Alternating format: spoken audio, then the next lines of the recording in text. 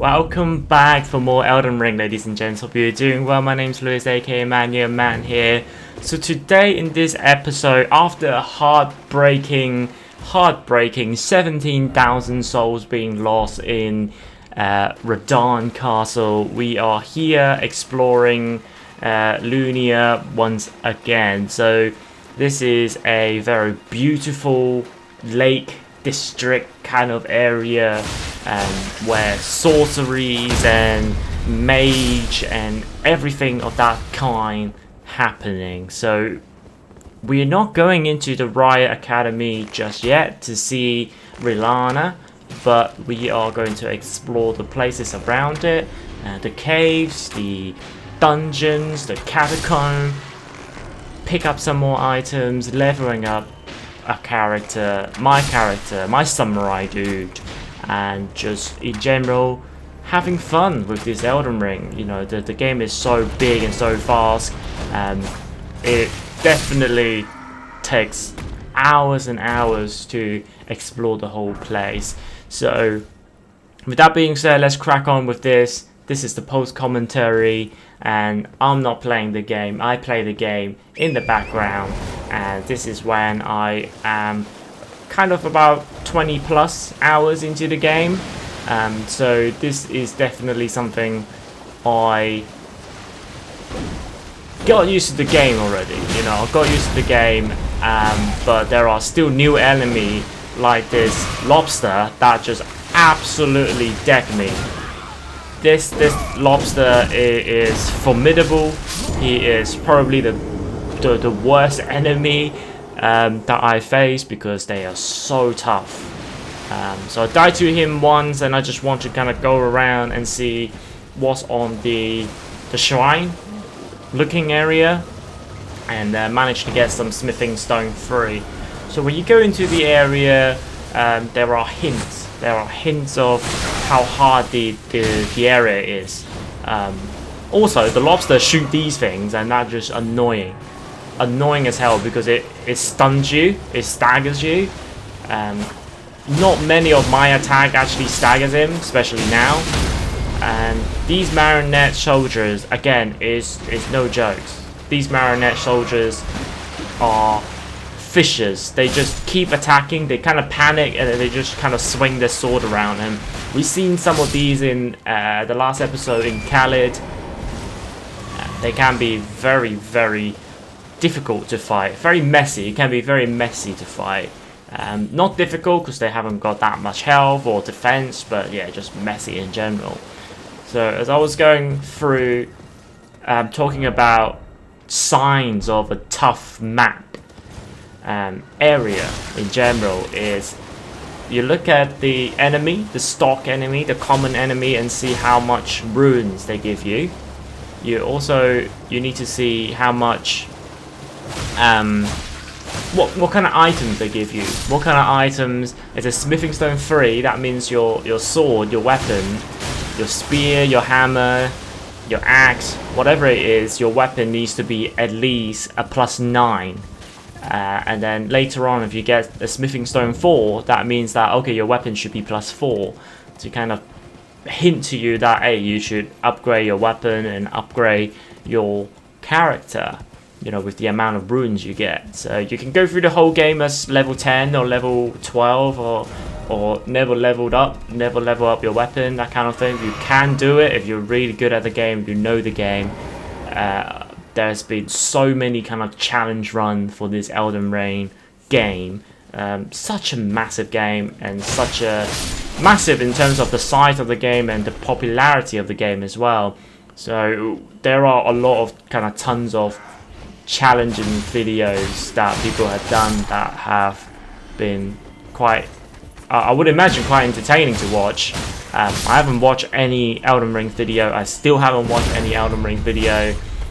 Even though there are a lot of discussion on that I've seen before, a lot of news story already, but I'm taking my time, I'm taking my own pace, recording everything that I play. Whenever I play, I've recorded everything, and yeah, just kind of capture the moment that when I play, because From Software game, you only ever... That dog just disappeared for a little bit. I think it just kind of went into the ground and then it just suddenly popped up again. But yeah, it's all about just experiencing From Software's game for the first time. Because the second time you do it, you're going to know where the enemies are, you're going to know the place. Even if you come back and play in 20 years, you'll probably still be like, oh, I kind of remember this. And that kind of like not the first time experience that you're going to get. So once again, the tip notes are doing the best. The community comments saying that, oh, you need to hit those pranks, and there you go. I'm in a ruin, so usually there's like a tunnel like this where I can go and grab some good key valuable items. It can be talisman, it can be spell, it can be weapon, it can be absolutely anything. So this one, we got the 2 fingers heirloom. So this is the talisman.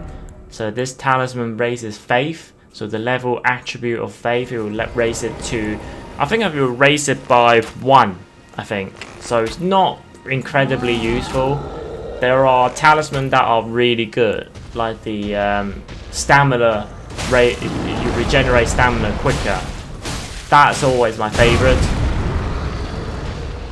So all of these troll bosses, I mean troll enemy, not even a boss, I have incredible amount of experience fighting against them, so I'm not worried about them.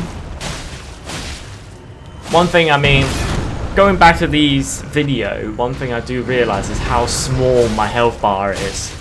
I didn't properly increase my health until probably a few episodes later. I always just kind of put one in there every now and again, but I want to max out, not max out, but I want to level up and concentrate on my dexterity a little bit more. So my health has always been a lacking factor until a little bit later on of the game. When I think I put enough points into dexterity, I started to improve my my vigor and my endurance. You know, you need your stamina, you need your health. So going past all these stones and trees and whatnot, there's a lot of those militia enemy. They are they can be very vicious, and if you get yourself trapped like that, it ain't gonna be good. It ain't gonna be good time. But we prevail. I only just recently realized that whenever I drink the flask, the Crimson Tears, it also heal turret as well. I thought he just regenerate health over time, but no, it's because every time he regenerated the health, it's because I drunk the flask.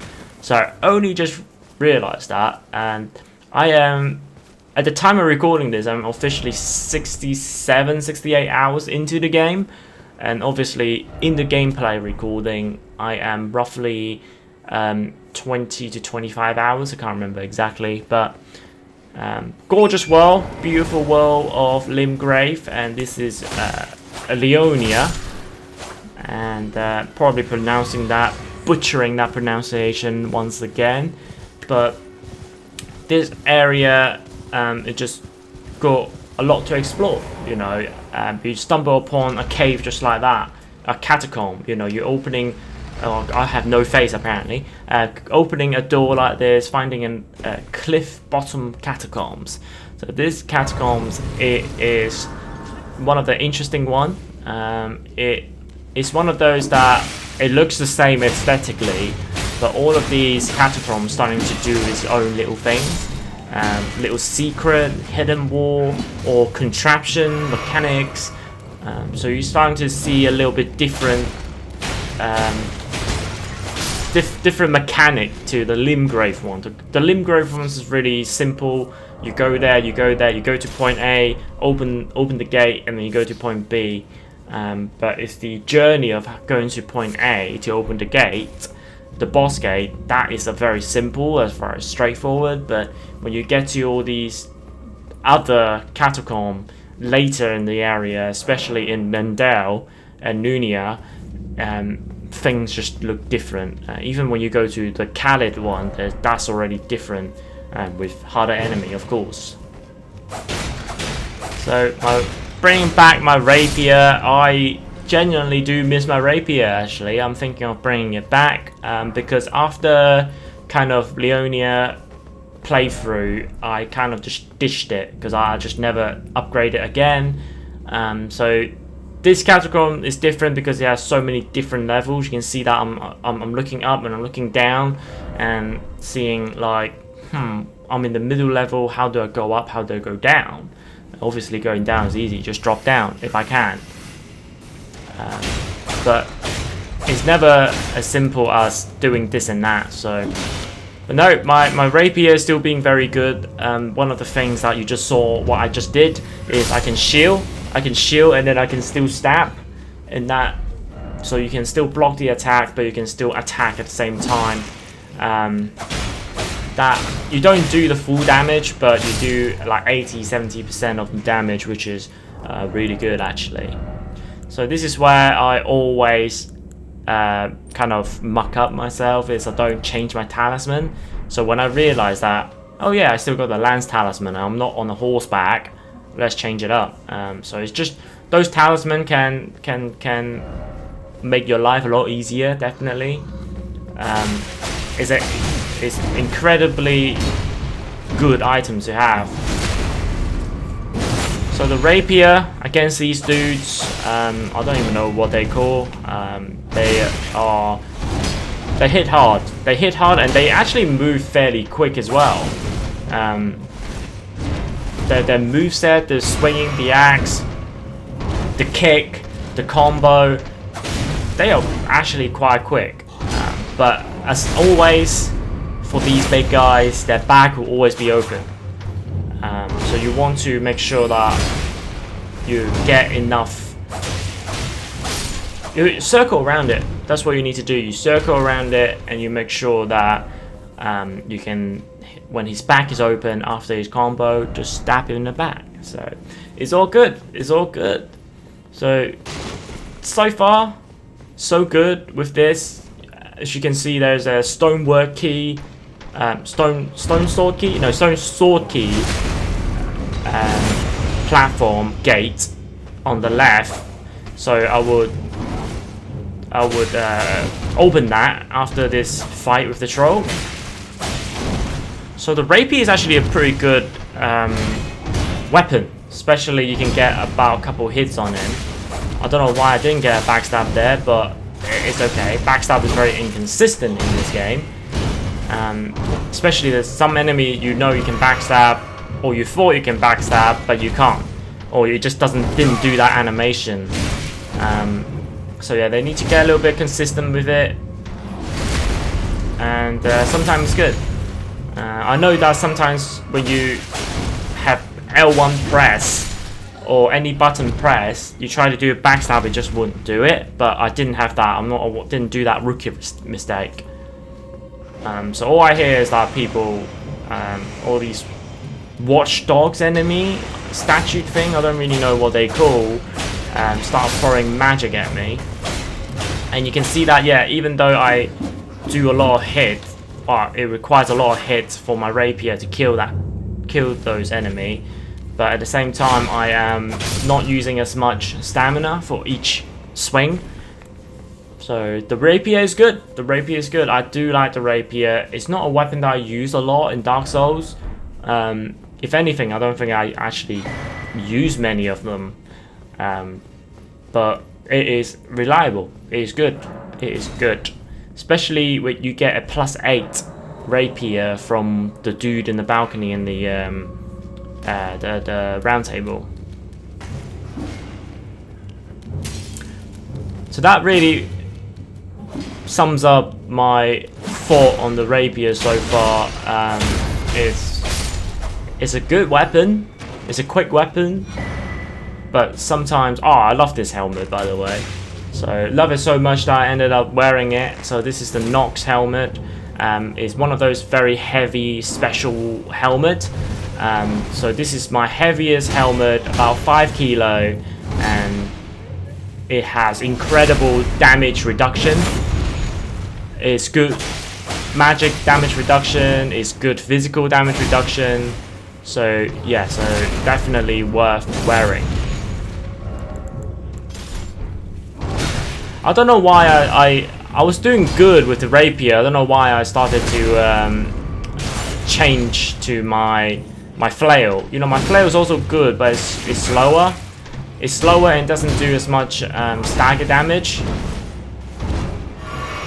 I don't know why I just decided to change it mid-fight when I already have the upper hand. But that's my... Got grabbed for the first time. But that's my thought process sometimes, you know, I just like, okay, the rapier is not doing as much damage. Oh, let's try the flail. Because I'm trying to not use the katana as much. Because I want to kind of just try out a lot of different area. A lot of different weapons. These prattling pate. So it's basically a stone, and when you use it, it's infinite amount. So if you throw it, it will say thank you, it will say wonderful, and it will be. It's good for a PvP or PvE when you're co-oping the other players. You can throw some of these downs and communicate to the other players if you don't have voice comm, obviously. If it's not your friend, for example, you're just playing with random, then you can throw one of those things. Thank you, or wonderful. So yeah, it's a bit of fun, a bit of good fun. Again, I'm just mucking around with these guys. I don't know why. I managed to fight a few of them and win quite convincingly with my rapier. And then I decided to change it to my flail, try out with a flail, mid-fight, by the way, trade it. So, traded kill. Not great, because that 8,900 souls back then is actually a quite significant amount. So, after going through and getting my souls back, I decided to just run. I just ran ahead to this ladder, to an area that I've never been before. I decided to piss him off with the with the backstab, and then the other guys, they can climb ladder. Because they can climb ladders, I'm in quite a pickle, because I basically just aggro absolutely everyone to get to this point and open the gate. Because I just don't want to spend a lot of time fighting, you know, fighting getting souls. But we fast forward to the boss gate, buffing up before I go in, and there is the Oak Tree Burial Watchdog. So these watchdogs, I made a mistake here, guys. I made a mistake. I thought, okay, he's a stone, so I'm going to use a lot of my fire. It does well, 170 something damage, and I'm pretty sure some of the messages outside the boss gate were saying, oh, use fire, use fire. So that's what I did. So my katana, got my katana, you know, respect the boss. Respect the boss by putting on your best equipment, meaning like the katana. I didn't know how hard it would be. So I'm doing good at this stage, you know, I'm doing good, you know, my wolves are doing good at the same time, and I'm just chilling, you know. I'm not gonna make the same mistake that I did previously by underestimating these kind of enemies, and there you go. You know, don't estimate any of the bosses, just go for your best gear and make no mistakes. You know, that's my mistake for not making any mistakes, making it a more better content of killing the boss first go. Still wearing my Knox Helmet.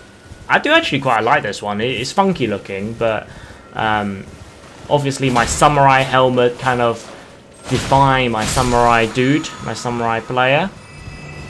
So we are very close to this is the eastern side of Liurnia.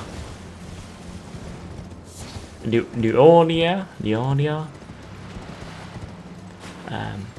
So seeing one of those things again, Tabia Marina.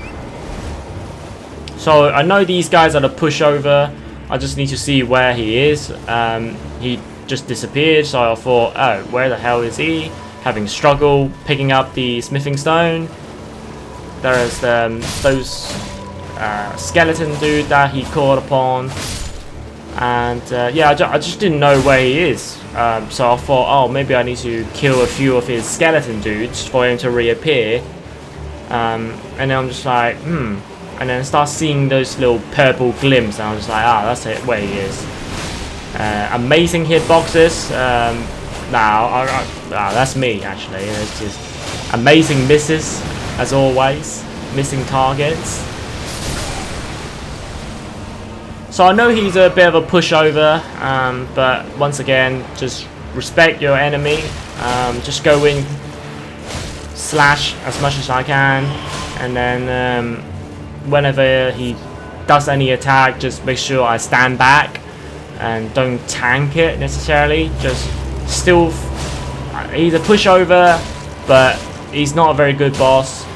Not very fearful, but you know, you're gonna need to give him some respect. He can still deck you. You know, you can still get into a messy situation with all the skeleton that he pulls. So that's why I backed off. I know I only got one hit, but he's doing an attack.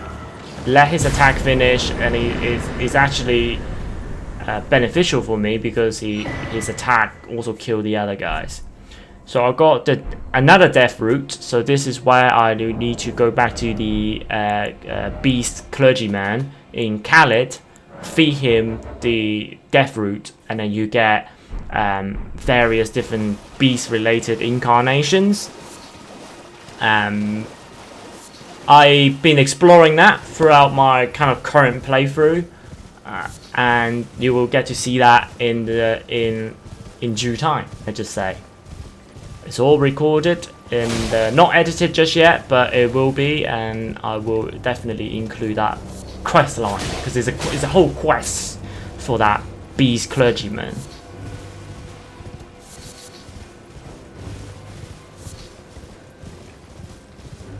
So what you just saw earlier is it's what I like to do. I like to just running ahead, riding ahead with Carrion, and I know the destination that I need to get to, and I tend to just kind of run a lot. I kind of ride a lot, and I just kind of hit everyone like once. Well, I wasn't trying to kill them. I just gotta hit everyone once to piss everyone off. But because I'm on a horse, they can't catch me. So Carrion Study Hall.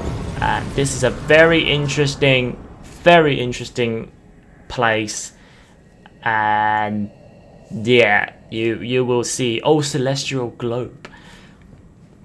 So very interesting area. You can see that there's a massive globe there, and when you examine that pedestal, we're saying that something should fit on that pedestal. So we got nothing so far, and we can only explore the place as it is, and we will come back to this Carrion Study Hall later down the line and find its secrets, basically. So a very nice message saying that death, but not only the message, you can see the bloodstain as well. So looking at the bloodstain, this dude with a curved sword decided just to jump into oblivion and killed himself, and rest in peace my fellow samurai dude with a cursed sword. Very cool indeed. It just is, sometimes it is good though. Sometimes you see those ghosts of other players roaming around the world, and you kind of see what gears they have, and it's kind of interesting in that element. And I'm pretty sure one of the platinum trophy will I haven't checked the trophy list. Similar to Horizon Forbidden West, I don't know if there's going to be any spoilers there, so that's why I just don't want to look at the trophy list until I finish the game. And I bet you one of the trophy will be dual PvP. And I'm not a big fan of PvP. I enjoyed it back in the Dark Souls day, back in the Dark Souls 1, 2 and 3, because all three of them requires you to do a bit of PvP. and I think it was 1 and 2 actually needed you to grind out PvP items. So I done many PvP fights in my time, and I enjoy every single one of them. But I don't know. I think Elden Ring is, or From Software games like this is more than just PvP. It's more than just proving yourself that you're better than the other guys. It is fun, but I don't think it should be a core element that you seek. But if you enjoy the PvP element, do whatever the hell you want. But for me, I'm just trying to keep my PvP minimum, as minimalistic as possible. And instead of doing all the PvP, and just do loads of characters, loads of different builds. And to be honest, you don't need to create too many characters, because just like any other From Software game, you can redistribute your levels. So later on in the episodes, later on in this series, you get to know all of that changes, or all of that feature, let's just say. So Preceptor Miriam, a very formidable enemy. He's a difficult foe. You can see that he's spamming sorcery. He has infinite amount of focus point. So the blue bar, he has infinite amount of that. And yeah, I cleverly, smartly put on the Spelldrake talisman, so then I increase my magic defense quite a lot, because it's a +1 as well, so I increase it even more. So the Preceptor, what he will do is, after you get him into a certain health point, and then he's starting to transport into a different location, and then he'll call out his minions to try to kill me while he's doing the great bow, the Carrion great bow spell. I'm excited to do a mage build. I'm excited to do a strength build. I might combine them together a little bit, but I want to do a pure magic intelligent. That character is gonna be smart as hell, and then I want to do a strength build where the character can do a little bit of intelligent stuff, but mostly it will be devastating for one of his attacks. So I'm excited to do more builds already, and yeah, I'm gonna end up putting, like, easily, I would say I can put about 300 hours into this game, because I'm already almost up to 70 hours, so definitely can do more than that. And interestingly, in Dark Souls 3, I think on the PlayStation stats page, like the game, it shows you like the games that you played before. I think Dark Souls 3 was on about 48 hours, so Elden Ring on my first playthrough has already surpassed that. So for how much is this game? 60 quid? 60 pound, British pounds? This is a lot in a game. This is a lot in the game. And if you enjoy online element, if you really enjoyed it, and you have friends that are playing online, you can co-op with them anywhere in Elden Ring. Well, most of the places in Elden Ring. And that's really good. And if you like to do PvP, you can do the same thing. So there is a lot of content in this game, and better yet, there will be downloadable content. There will be a DLC for these. From Software always do a DLC, apart from Sekiro. But I think Sekiro is a little bit different though. It's more story driven, it's more linear driven. But it was definitely still a very, very good game. Combat Rise was like no other. It's like no other From Software game. A few things very similar, but a lot of them are just so different. So getting to the upstairs area of the study hall, the Preceptor is still shooting at me with the great arrows. Mate, if those things hits me, mate, they are devastating. And he actually juked me there. He completely juked me. I was close to him, and then he was charging up his great bow. And he teleported and shot me. Really good. I didn't react quick enough. I just did not know he was do that. So again, minion, and what he will do is he just gonna keep continuing to teleport and teleport and teleport. I managed to get behind him, but didn't manage to get as much hit as I wanted it. And I drunk a little bit too early, and well, a little bit too late, so his attack managed to kill me. So I need to do all of that again. But now I know what this area is like. It's quicker. It's quicker. So I know exactly what he will do. I know in this first phase, I need to just rain in on him. And I know he's a human, so I know he will bleed. And this is why, you know, in hindsight, I should have used maybe buff my weapon with the blood grease, and that will help tremendously in this fight because he's a human and he will bleed. And we all know that the bleed effects for this game is absolutely incredible. So I've done good damage to him. He's already one third off. He also doing very good damage on me too. But with that being said, he like rolling around, and I'm just trying to go into him. You know, he has no hand-to-hand combat weapon, so all he has is his staff and his sorcery. So and his minion as well, his spirit enemy. So he disappeared once again. I would consider that not a bad fight. He got him to half health. I have drunk a lot of flask, but that's fine. I'm trying to clear out some of his minions.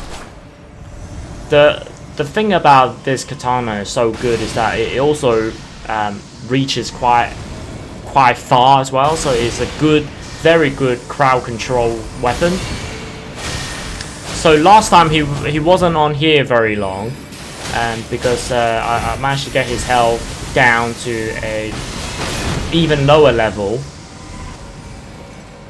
Blocking a few shots, evading the sword attack from the minions, and I managed to make him bleed there. So only about 20% health left, I would say, a little bit less. Now I know what he's up to. I decided to kind of roll around, but still managed to get. His great bow, Carrion great bow spell is so good. So good that I'm actually jealous that I can't use it. Oh mate, some of these sorceries have been really cool, and like I'm a bit gutted that I can't use any of them, but at least I'm able to use some of the incarnations, like the fire one. So far you guys can see the fire one, and then a little bit later down the line I'll use a different incarnation to boost myself, because every time I started doing bow and arrow, because every time I get close to him he just disappear. So we just keep running around the place. So I just thought, you know what, sod it, I'm just gonna bow and arrow him. If he's arrowing me with a great bow, sorcery great bow, magic great bow, I'm gonna kill him with my normal bow. So I did just that. So the magic downpour. So that's done. That was actually a really good fight. I actually do enjoy that. The Preceptor Miriam, it was a good foe, and it makes this study hall very interesting actually. This is the first time stumbling upon the study hall, looking at this, and climbing up this kind of ladder. You start having platforms, and one of the worst enemies to have on the platform with you other rats, because the rats will do the little headbutt attack, and it will, even if you block, it will push you quite far back. And obviously if it hits you, it just staggers you, and once it hits the little first headbutt attack, it can very quickly do a follow-up attack. So that's why for these kind of platforms, it's the worst to have the rats here. So I'm starting using my bow and arrow, and I thought, okay, bow and arrow, a bit of a ranged weapon will be good to kind of get the health down, you know, not even, there you go. I blocked once, but then it kind of bounced me back a little bit too closer to the edge. I swing, which didn't help, and then the other rat just literally headbutts me off to oblivion. So yeah, definitely one of the worst enemy to have in these kind of tight platforms. But these type platform is what reminiscent so much on From Software games. You see these like anywhere, everywhere and anywhere in all the Dark Souls game, and Bloodborne as well. So that's why it's so good. But when I see shiny on the right, I'm gonna go get it, and I want to go get it. And plus, at the same time, I don't know if there's gonna be any more area to go to, so have to prevail, have to proceed as usual.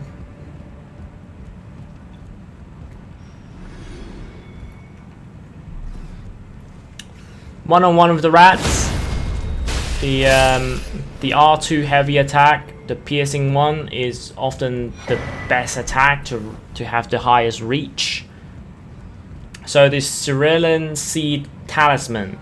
So this talisman will improve your potency of your focus point flask. So that is the Cerulean Crimson Tier flask.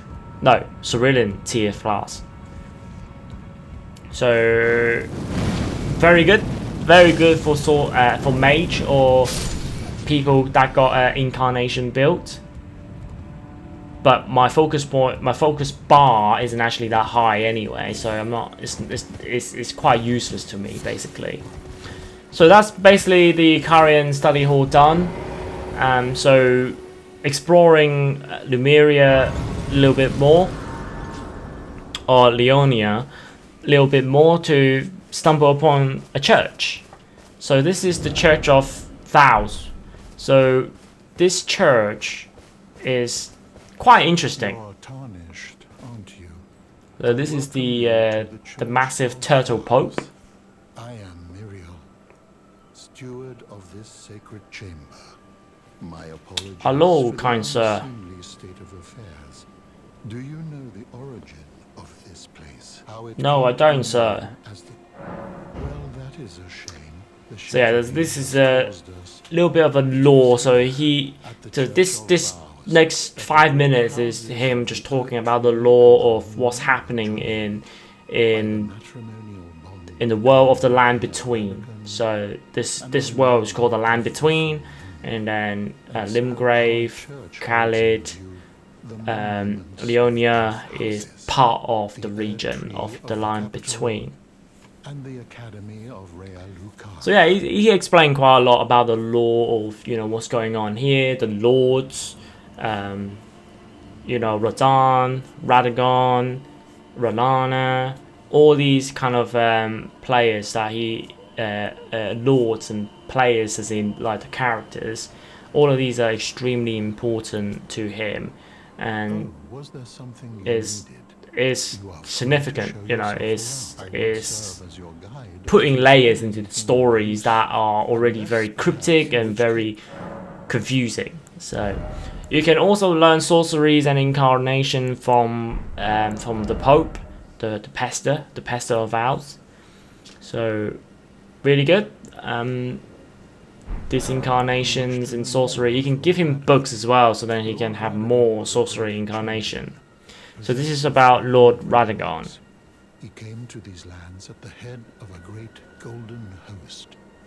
When he met Lady Renala in battle, he soon repented his territorial aggressions there, and became husband to the Carrion queen. However, When Godfrey, first Elden Lord, was hounded from the lands between, Ratagan left Renala to return to the Erdtree capital, becoming Queen Marika's second husband and king consort, taking the title of Second Elden Lord. The mystery endures to this day as to why Lord Ratagan would cast Lady Renala aside, and moreover, why a mere champion would be chosen for the seat of Elden Lord. Yeah, so he was saying something about so this is the second Elden Lord, Ratagan, why he had casted Liurnia aside and married the Queen of Marika in Lendale. She is queen, head of the Carrion royal family, and governor of the Academy of Raya Academy. So that's what we're trying to get into. So the Raya Academy is in the middle of the Liurnia map. Against the royals, she was locked away in the Grand Library. I love how the mouth is kind of moving at the same time, but it's not really in sync with whatever he's saying, obviously.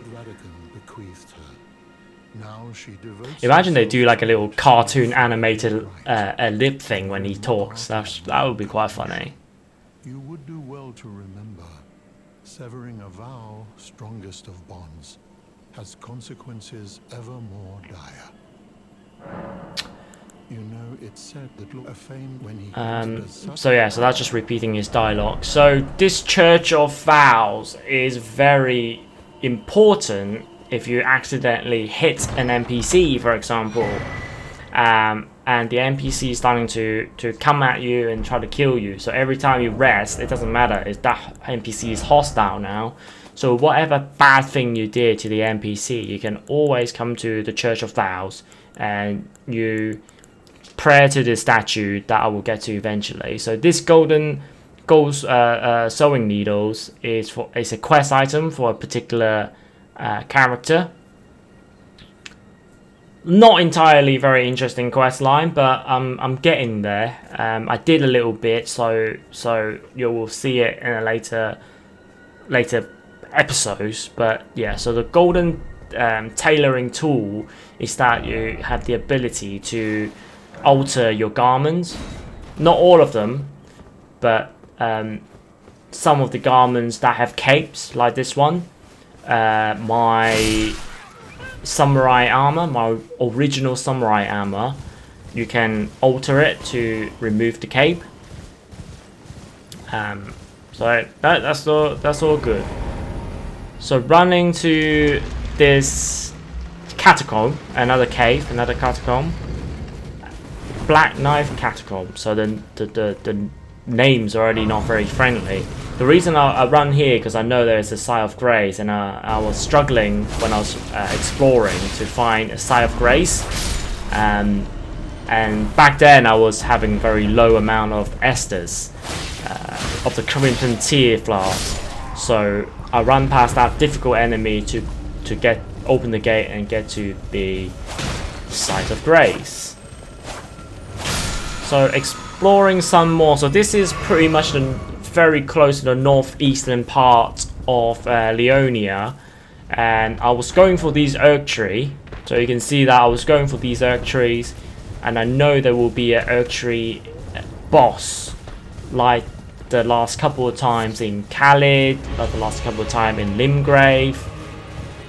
So in here I accepted the challenge, but I just want to kind of go around and see if there's any kind of items, because the arena is usually quite big against these oak tree avatar. So I just want to make sure that I kind of explore around the tree and make sure I'm not missing any items. So these oak trees, once again, one of my favorite boss enemy. They are tough, but I thoroughly enjoy going against them. The old flame does massive damage to them, but I don't have that much FP points. I don't have my blue bar isn't long enough for me to make it a viable option. Otherwise I would have to use a lot of the cerulean tier flask and allocate the flask into pretty even, and that's not something that I want to do. I want to obviously have more flask and the health, but you can see that I'm doing good damage on the Old Flames incarnation. So this attack is always a bastard to dodge, so you need to find something to block it. Either that, or you want to have... This is where I switch back to my katana, and as soon as I switch back to my katana, I just lost the rhythm. So those little heaven balls, you run sideways, you run horizontal and try to avoid it. But at the same time, what you want to do is sometimes jumping will kind of disorientate the height of the ball when it's coming at you. So that's sometimes can be very good dodging strategy. So you can see that was almost very close. Because if you get hit by 1 or 2 or 3 of those balls, like, you're dead. You're dead. You're very dead.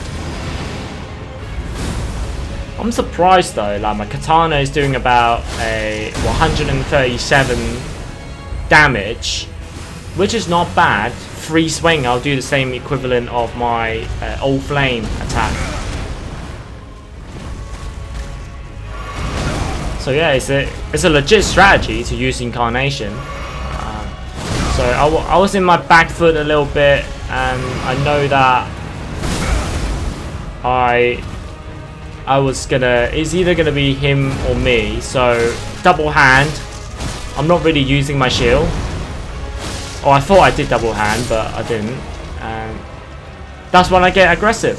You know, I know that I need to go in. I don't have any more flasks. One of his attack can kill me, and I know that I can really get into him and kill him if I start playing smart and just don't just swing my sword out of randomness, impatience, but you know, attack when I wanted to. And he was on a little bit of a stone anyway, so I kind of had that advantage if he swing his hammer. So, but anyway, it was a close call. It was a good fight. I always enjoy those fights, and since I'm in the Erg tree, I want to kind of explore a little bit more on the northern side, and then I was gonna go to the western side. So this is back at the bottom southern part of Limgrave, where we have this bell, and if you destroy majority of the stone, it will actually land. So you see these things around the lands between, around Elden Ring. There's about 3 or 4 I've seen so far. I think 4 I've seen so far. No, 3 or 4. Oh, definitely 3. When you hit the thingy and open these gates, no, 4. I've seen 4 of these. Basically, you can duplicate the remembrance. So the boss, what we call the boss souls, you can duplicate them so you can create the weapon or the spell, because it seems like every single boss weapon will now do a spell and a weapon. So you let's just say if a boss souls, when you go to the finger lady and you're like, oh, I like the weapon and I like the spell, then you not kill, but you collapse one of those guys and try to duplicate it, duplicate the boss souls.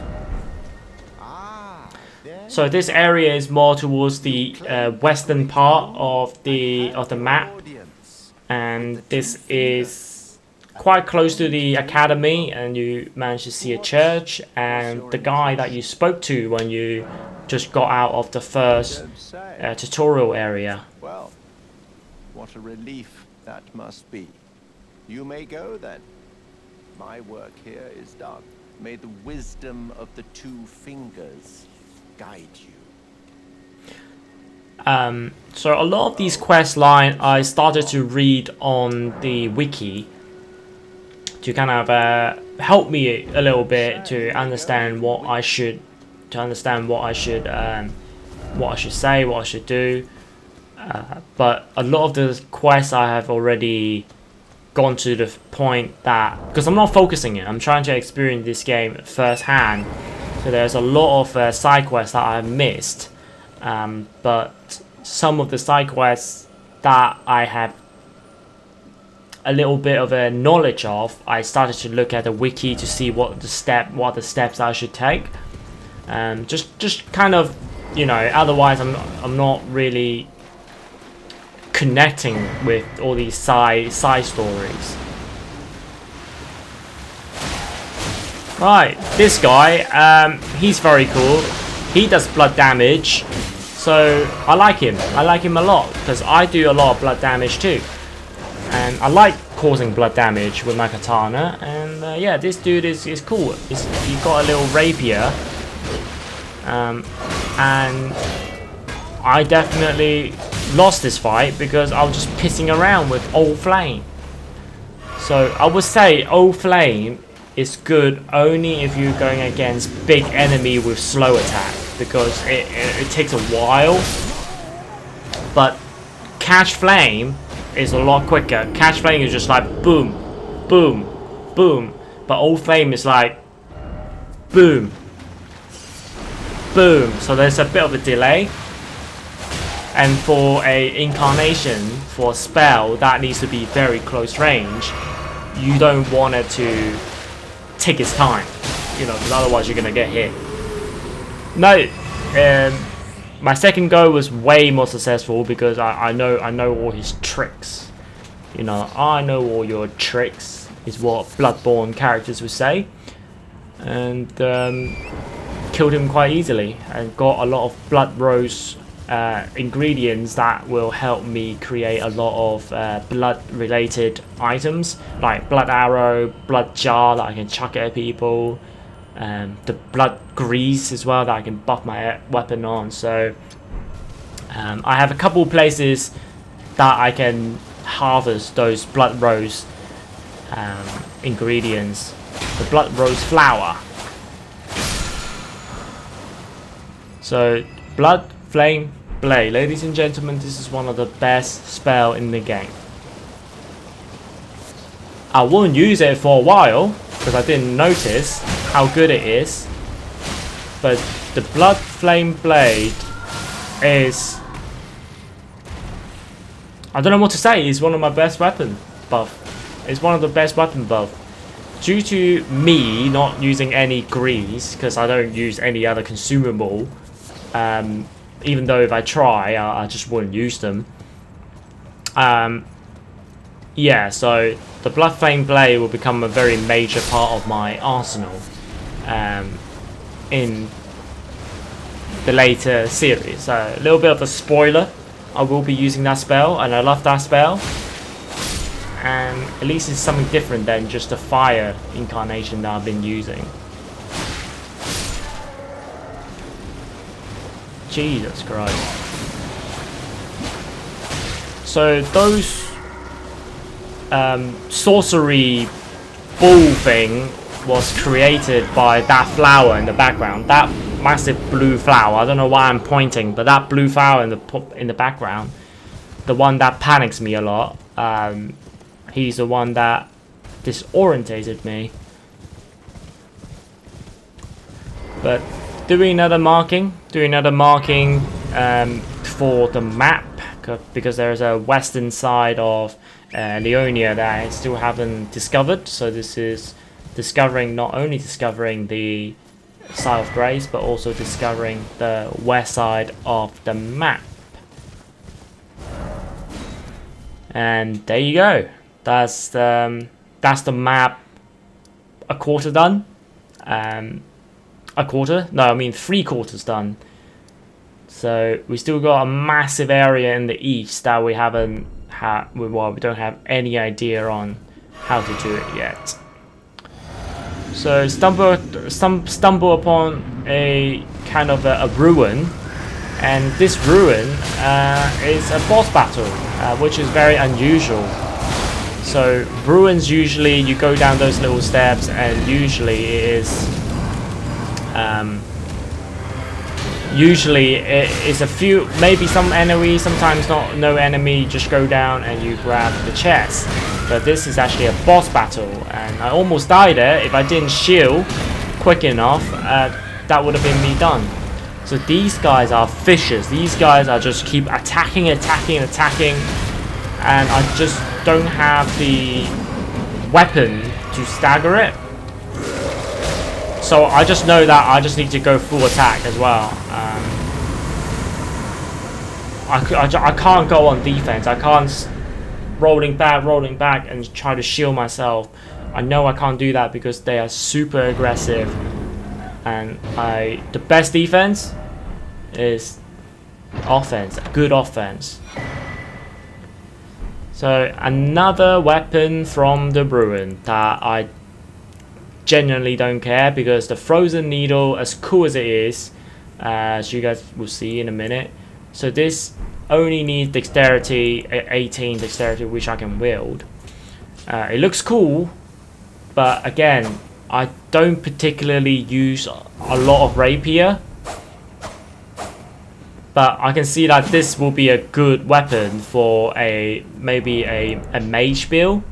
Make it an intelligence scaling needle rapier, and things will be pretty good. So I got to this place, there were a lot of messages, and there was a very blatant wall that looks like a gate. So I hit it, and it was actually a hidden wall. So I got to this bit, and there's a massive giant, and he is one of the smither. He's actually the smither in the world and not in the round table. I presume you are tarnished. So he gives us a little bit of lore as well about the Carrion family, the Carrion royal family. It's hardly my place to ask, is it? I am E.G., a blacksmith who once served the Carrion royals. So on the top right corner of the screen currently, above the trees, you can see a kind of tower looking place. That place is quite important, and that place is called the Three Sisters. So we'll get through it in a few episode time. But yeah, it's a very interesting place. You know, it sounds silly. Oh, the place is just right there. You're gonna see it in a few episodes, but it just it literally shows how big this game is. I'm apt to cause you harm. I am, after all, terribly large compared to you. Terribly large. You don't know how hard it is not to break anything while I work. Yeah, he's just basically warning us. Hey, make sure you don't hit me. I'll hit you. You know, I'll hit you harder than you hit me. Their manor lies not far beyond this point. When the Raya Academy turned on the Carrions, the Knights of the Cuckoo descended on this The track. Cuckoo, the Knights of the After Cuckoo. leveling it, they carried on to the manor. The Carrions were taken off guard, but their strength had not waned, and they repelled the Knights' onslaught by conjuring an enchanted snare that remains potent to this day. So there is still conflict between the Raya Academy and the Carrion royal family, which is literally next to each other. I've explained the peril of the enchanted snare. Whatever you do, brave town. So it's warning us that there is some sort of a spell, some sort of a defensive mechanism from the Carrion royal family manor. That's why they managed to propel the Academy Knights, and that's the sorcery he was speaking of, lightning bolt. because I'm on a horse, it's actually quite easy to dodge them.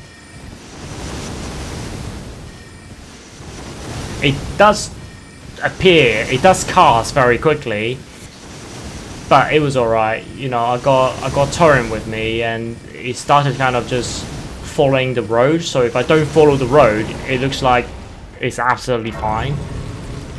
So getting into the Grace, this is the main Carrion Manor gate. So in this area, this is one of the freakiest area with one of the freakiest enemy ever in a From Software game that I have seen. It looks nice. You know, ice block, some places been turned into ice. Oh, there's a fountain, a little bit dark. You know, it doesn't looks like it doesn't have any souls. And then it's like, what the fuck is this hand? And what the fuck is the bigger hand? Oh, look at that. It's literally two hands. Two hands like this. Literally two hands like that. Mate. The small hand. I was freaking out about the small hand. I was like, oh, what is that? And then the big hand just goes up and just smack me. Look at how it runs like a spider as well, because it's got so many fingers, so many legs. And it's also it hits hard. It doesn't stagger that easy. It will bleed, but it doesn't stagger that easy. And it's quick. Its attack is quick, annoying, and it can stagger you as well. So we managed to get out of that that magic casting. One at a time. I was fighting. I was like, okay, one at a time. How good am I against them? I already taken a couple of flasks already. I'm just like, holy shit, if these enemies are like stock enemy, then this area is actually quite difficult, because I already used three of my crimson tier flasks.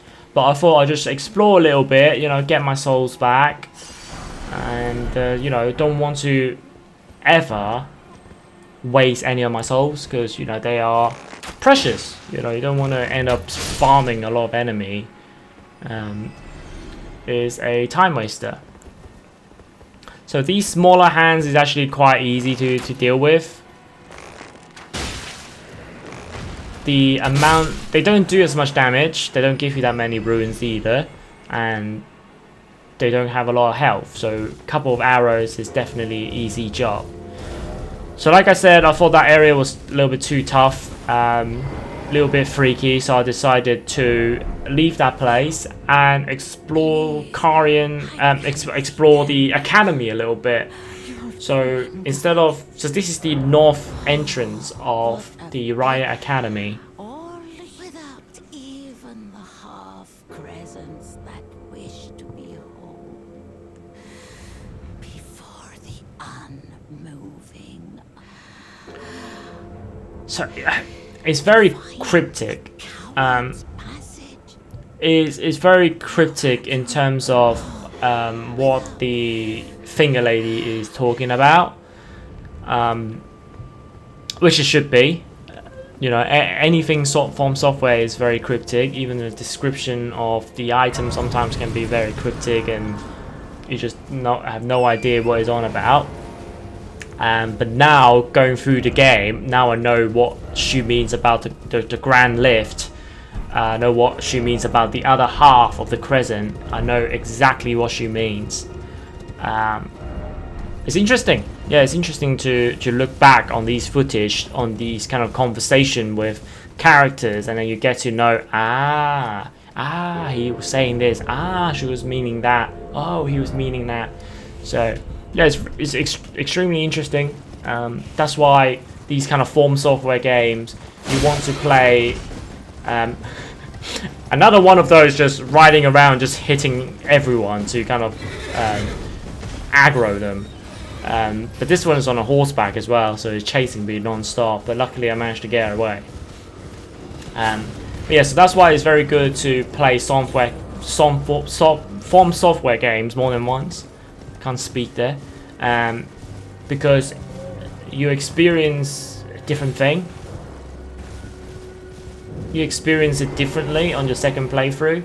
Your first playthrough is obviously very precious, that another Church of America. Your first playthrough is precious because you're experiencing the game for the first time. You know, first time playing a game is always very, very important. You know, it gives you the first impression that that game is good or not. Whether or not you want to play a couple of hours and then be like, oh shit, or 10 minutes, oh shit, or you want to play 70 hours and say, bloody hell, I still got more to go. And you put a thumbs up and saying that it's good. And from some of the game on a second playthrough, you more in the known, you know where the enemies are, you know where the items are. It's harder to keep track in Elden Ring because it's so big and there's so many dungeons and so many items, so you might get lost track of which items to go first, that you want to get first. But in general, your second playthrough, because you know everything, the playthrough is more smoother, and because you're better as well. You're better at dodging, you're better at doing this, doing that. So it makes it a little bit less of a challenge, but at the same time, you challenge yourself not to die more. And just a different way that you perceive to play the game, and it is fantastic. It's fantastic. So this is me following the road, and literally that's the Grand Lift. That's one of the Grand Lift. And this Grand Lift will actually get you to the next big area, the capital of the Earth Tree, Leyndell. The capital of the Land Between, I should say. But I was just riding along and just trying to experience this, and it's not really a castle because it's literally just a lift. You need one of the crescent. I already got one half the crescent and couldn't find the other half of the crescent because I didn't read the description. But anyway, this is a to be continued, I guess, for now in this episode. But you can see that this is the lift. It's very cool though. It's very cool looking lift, and this will connect you to Leyndell. But the great thing about this, and the map in general and the design, is that there is a different way to get to Leyndell, and that different way I took.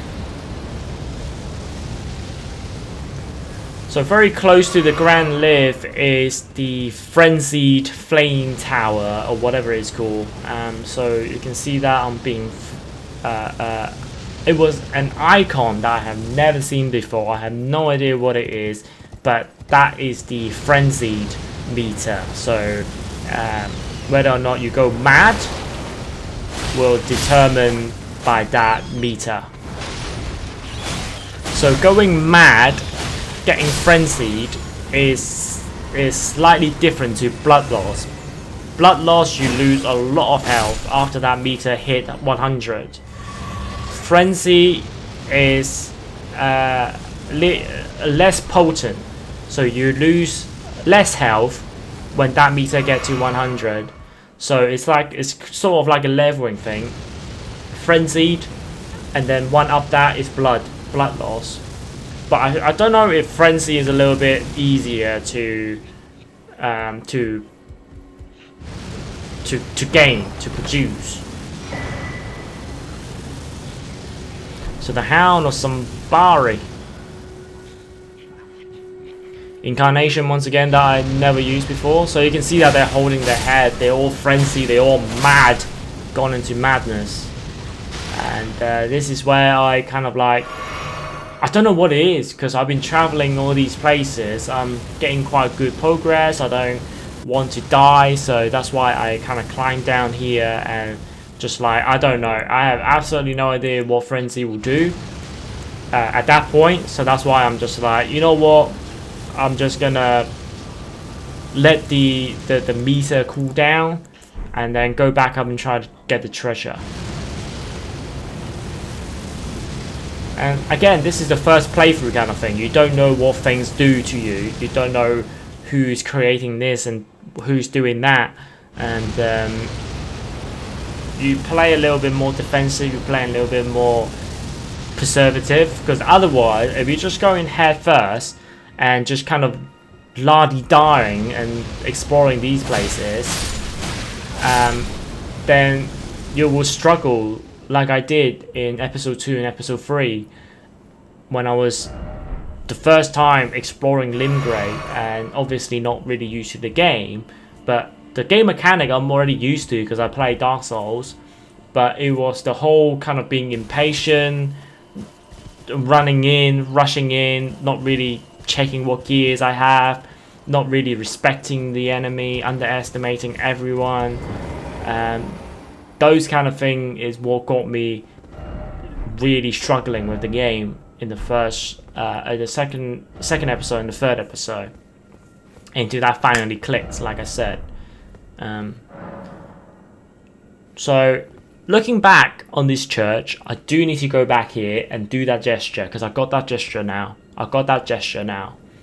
And once I got that gesture, then I will come back here and see what secret lies through that door. So yeah, editing the video, coming back to this video and doing obviously post commentary, seeing this for the second time, reminds me of places that I needed to visit, because not everything that I put a marker on, sometimes I just legitimately forget that I need to come back here. There's a secret here. Most of the time I put marker on bosses because they're hard to forget, right? But some secret items and passage like this is very likely that I missed billions of those.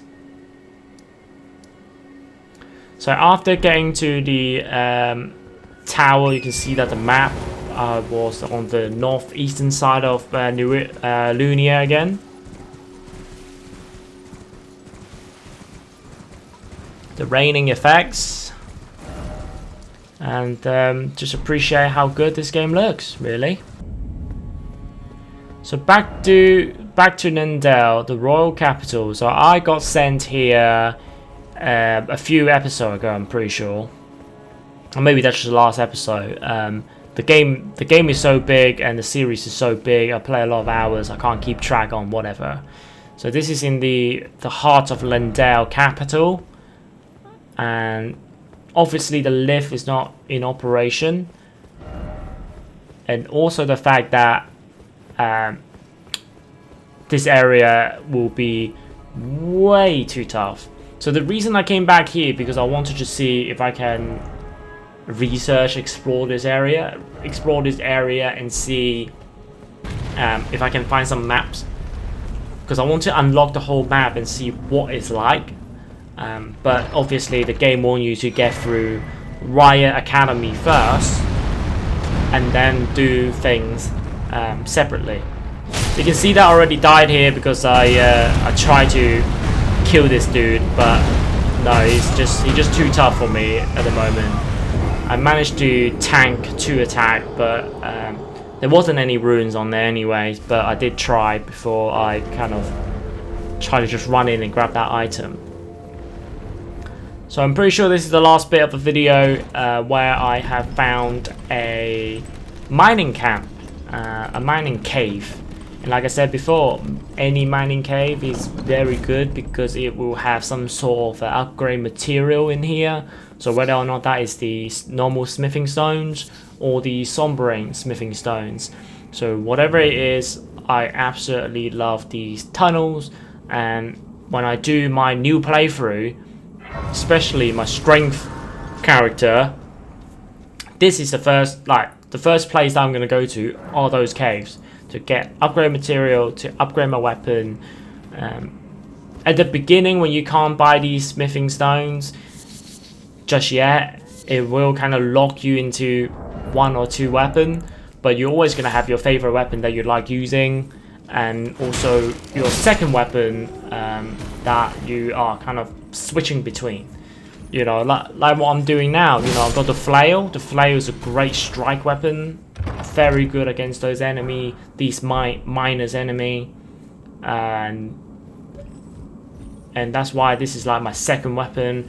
And then I try to use the long sword, and then I try to use the rapier at a different kind of situation they're very good at, the katana is very versatile in all pretty much all situation, but against these kind of miners, the flail absolutely absolutely does a good job for these kind of enemies. And at the same time, you have, well, I have my bow and arrow as well as kind of a complementary piece, so then I can do range attack to either try to get people to aggro someone, or do either aggro someone or to do projectile attack. Because sometimes you don't want to do close quarter combat all the time, so you want to kind of make your fights a little bit more varied, basically. So this is pretty interesting cave, because there's similar to what I said about the catacomb. When you get to a different region, they're starting to look different. They're starting to have a little bit of platforming. Aesthetically they're still very similar, but the level wise, the design wise, they're all different, and this is one of them. This is one of those things that just like, you can storm through this probably, but when you look around, take your time and look around, it does look different compared to the other ones that I've been to.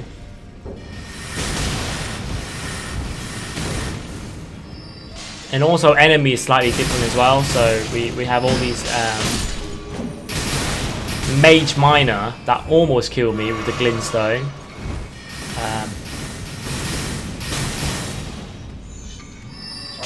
And in the Caelid one, so in the Cirilla one, there is those bug enemy with the bullshit projectile attack, the bug enemy with the pike and just slithering around. So yeah, so every kind of crystal tunnel will have different enemies within them, which is really good, which is really interesting. You know, the very first one in Limgrave have soldiers in it, so, well, and also a dragon kind of guarding the gateway, but very interesting stuff. I'm excited. I'm really excited to play more Elden Ring once I finish the story, and I know I'm close. I know I'm close. And when that day comes, when I finish the final boss, finish the story, become Elden Lord, or the alternate ending, I'll be very excited to play the game again. Obviously, I'm not going to go into New Game Plus straight away, but I will kind of try to clean up any side quests that I can still do, and clean up anything, well, clean up all the exploration stuff, and have a look at the platinum list and see what I can do in the platinum list first, and then once I've done everything that I needed to do, then I will start doing the game, playing the game in New Game Plus. And see what the difference is in New Game Plus. I haven't heard a lot of rumbling about New Game Plus being that different, so it's probably just stronger enemy, perhaps more valuable resources, maybe, but either way, it'll be interesting to do. New Game Plus, and also new characters as well. So yeah, I'm very close. At the time of recording my live commentary, my post commentary here, like I said, almost 70 hours into the game. I am very close to the end game, I believe, which is a very exciting time, ladies and gents. And that's why I'm, you know, working on these videos. There'll be loads and loads of episodes for these Elden Ring series, and I want them to be as authentic as possible with my gameplay and also my thoughts on this game. And yeah, so these guys are just marionettes. The arrow guys are not nice. They are incredibly tough. And I got myself into a corner. If you are impatient, you're probably just going to keep swinging, but I managed to roll out that little trap in the corner. and that actually saved my life, even though I only got 1 Estus left. But the main thing about going through these area that you've never been through before is to see what, look at the amount of arrow I got in my dude, is to look around, or the amount of the arrow in the room as well, in the area. Yeah, the one thing is you want to be careful when you go through the area for the first time, because you want to see what the enemies are, where the enemy placements. Crystal knife, very cool glintstone looking crystal knife. Intelligent scaling, obviously, have magic scaling. So you want to go through the area properly for the first time, and then you know where to go and you know who to avoid. So this is me after resting, going back to the site of grace. I come back here, and a lot of people saying try striking, and I got my Knight Rider flail is exactly the strike weapon that I wanted. Once again, I forgot to change my lance talisman throughout the whole cave, and I put on a talisman that will improve my damage on incarnations, just in case I need to use my fire. So Crystallian. So my fire is that fuck all. It was great to know, so I started using my flail.